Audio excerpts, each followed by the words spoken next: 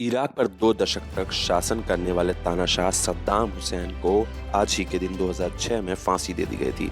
सद्दाम की छवि एक ऐसे व्यक्ति की थी कि वो कुछ लोगों के लिए किसी मसीहा से कम नहीं था, जबकि अपने ही देश के एक तबके और दुनिया के कई देशों के लिए खूंखार तानाशाह था। सद्दाम हुसैन का जन्म 28 अप्रैल 1937 को बगदाद के तिक्रित स्थित एक गांव में हुआ था। सद्दाम ने बगदाद में कानूनी पढ़ाई की। 1957 में सद्दाम ने महज 20 साल की उम्र में बाथ पार्टी की सदस्यता ली थी। ये पार्टी अरब राष्ट्रवाद का अभियान चला रही थी, जो आगे चलकर 1962 में इराक में हुए सैन्य विद्रोह की वजह बना। सद्दाम भी इस विद्रोह का हिस्सा था। 1968 में इराक में हुए एक और सैन्य विद्रोह में सद्दाम ने मुख्य भूमिका निभाई थी, जिससे उसकी पार्टी सत्ता में आ गई। इस विद्रोह से महज 31 साल की उम्र में सद्दाम ने जनरल अहमद हसन अल बकर के साथ मिलकर सत्ता पर कब्जा जमा लिया। इसके बाद सद्दाम तेजी से आगे बढ़ा और 1979 में वो इराक का 5वां राष्ट्रपति बन गया और जुलाई 1979 से अप्रैल 2003 तक इराक की सत्ता पर काबिज रहा। सद्दाम ने सत्ता पर कब्जा जमाने के बाद सबसे पहले शियाओं और कुर्दों के खिलाफ अभियान चलाया। वो अमेरिका का भी विरोध करता था।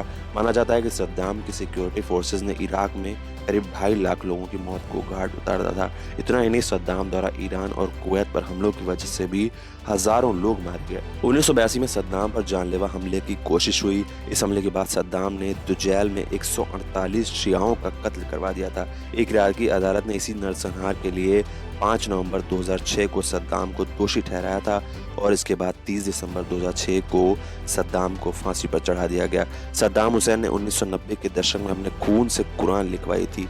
द गार्डियन की एक रिपोर्ट के मुताबिक सद्दाम ने अल्लाह के लिए प्रति कृतज्ञता जताने के लिए 2 सालों के दौरान अपना 27 लीटर खून देकर उसे स्याही के रूप में प्रयोग करवा कर कुरान के सभी 114 अध्यायों को 605 पन्नों में लिखवाया था। इन सभी 605 पन्नों को लोग देख सकें, इसके लिए इन्हें शीशे के केस में सजा कर रखा गया था। सद्दाम हुसैन की जीवनी लिखने वाले कॉन कफलिन ने भी ब्लड कुरान के बारे में लिखा है। ब्लड कुरान के नाम से चर्चित इस कुरान को बगदाद की एक मस्जिद में रखा गया था। 2006 में सद्दाम को फांसी दिए जाने के बाद से इस कुरान के सार्वजनिक प्रदर्शन पर रोक लग गई थी। अमेरिका और ब्रिटेन ने इराक पर सामूहिक विनाश का हथियार रखने का आरोप लगाया था, लेकिन इराक ने इससे इनकार किया था। इसके बाद 2003 में अमेरिका और ब्रिटेन की संयुक्त सेना ने इराक पर हमला करके सद्दाम को गिरफ्तार कर लिया था और इसी के साथ इराक में सद्दाम के शासन का अंत हो गया। सद्दाम को 13 दिसंबर 2003 को तिक्रित के नज़दीक अद-तौर से पकड़ा गया था। जब सद्दाम हुसैन के केस की अदालती कार्रवाई चल रही थी तो उसकी सुरक्षा में 12 अमेरिकी सैनिक तैनात रहते थे, जिन्हें सुपर 12 कहा जाता था। इन सुपर 12 सैनिकों के सद्दाम के साथ अच्छे संबंध बन गए थे।